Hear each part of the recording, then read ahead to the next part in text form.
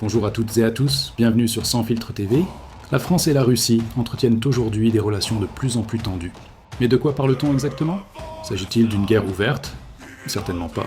Il s'agit plutôt de tensions diplomatiques, économiques et idéologiques qui reflètent des divergences profondes sur la scène internationale. Dans cette vidéo, nous allons explorer les raisons de ce conflit apparent, analyser les événements récents et donner une vision claire de la situation. Comme toujours ici, ce sera sans filtre, factuel et précis. Les relations entre la France et la Russie ne sont pas nouvelles et ont toujours été complexes. Au XIXe siècle, la France et la Russie étaient souvent alliées, notamment contre la Prusse et dans les grandes coalitions européennes. Au XXe siècle, après la Révolution russe, la méfiance s'installe et se renforce avec la guerre froide. Dans les années 2000, les relations étaient de plus pragmatiques, avec des partenariats économiques et culturels.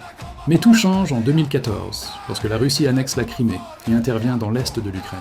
L'Union européenne, et donc la France, réagissent avec sanctions économiques et condamnations diplomatiques. Depuis cette date, le climat est devenu beaucoup plus tendu, et l'invasion massive de l'Ukraine en 2022 a accentué cette rupture. En février 2022, la Russie lance une offensive militaire à grande échelle contre l'Ukraine.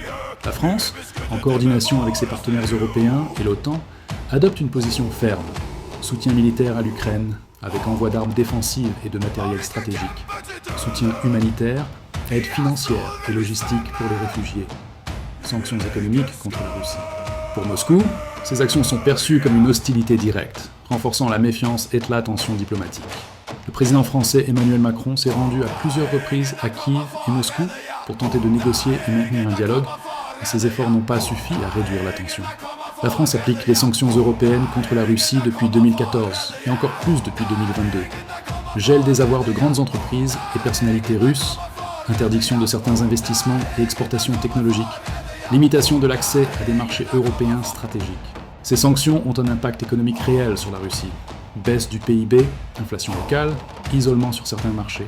Moscou répond avec des contre-sanctions, touchant les exportations françaises et européennes, ce qui renforce l'impression de conflit économique indirect. Au-delà des sanctions, les deux pays ont des visions du monde très différentes. La France, démocratie libérale, protection des droits humains, respect du droit international, intégration européenne. La Russie, modèle autoritaire, nationalisme fort, vision sécuritaire et défense de sa sphère d'influence. Ces divergences idéologiques sont au cœur des tensions, car chaque pays juge les actions de l'autre comme une menace à ses valeurs et à ses intérêts. La France critique certaines actions russes sur la scène internationale, l'annexion de territoires en ex-URSS, le soutien à des régimes autoritaires dans le monde, l'usage de la force pour imposer ses intérêts. De son côté, la Russie accuse la France et l'Europe d'ingérence dans ses zones d'influence, notamment en Ukraine et dans le Caucase. Ce conflit est donc aussi un enjeu géopolitique, où s'affrontent des visions différentes de l'ordre mondial et des rapports de puissance. Les médias amplifient également ces tensions. En France, les chaînes et journaux insistent sur les violations des droits humains et l'agression en Ukraine. En Russie, les médias présentent la France comme un acteur occidental hostile, souvent accusé de manipuler l'opinion publique internationale. Cette confrontation médiatique contribue à créer une perception de conflit idéologique, même sans affrontement militaire direct entre les deux nations. Ces tensions ont des conséquences concrètes sur le plan diplomatique, dialogue limité, rencontres de haut niveau rares et prudentes, sur le plan économique, entreprises françaises touchées par les contre-sanctions, sur le plan stratégique, renforcement de la coopération militaire entre Russie et certains pays hors UE. Le conflit n'est donc pas une guerre ouverte, mais un conflit indirect multidimensionnel, économique, diplomatique et idéologique. En résumé, la tension entre la France et la Russie résulte de visions opposées du monde, de l'invasion de l'Ukraine et du soutien français à Kiev, de sanctions économiques, d'actions diplomatiques réciproques. Comprendre ces tensions permet de mieux saisir les enjeux géopolitiques actuels et l'équilibre fragile en Europe. La France et la Russie sont donc dans une relation conflictuelle mais mesurée, avec des impacts majeurs pour l'Europe et le monde. Si cette vidéo vous a aidé à comprendre la situation, abonnez-vous à Sans Filtre TV.